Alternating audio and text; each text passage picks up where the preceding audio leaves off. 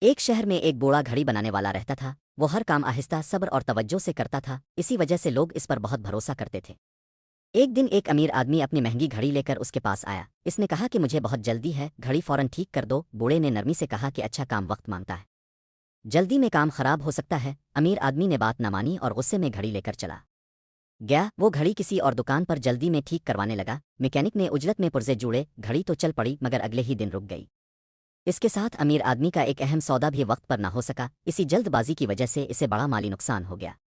چند دن بعد وہی امیر آدمی شرمندہ سا واپس بوڑھے گھڑی ساز کے پاس آیا۔ اس نے کہا کہ میری جلد بازی نے میرا کام خراب کر دیا۔ بوڑھے نے گھڑی کھولی، آرام سے درست کی، پھر نرمی سے کہا کہ وقت کو عزت دو، وقت تمہیں عزت دے گا۔ امیر آدمی کو اس دن اصل سبق سمجھا گیا، جلدی میں کیا گیا کام اکثر خراب ہو جاتا ہے۔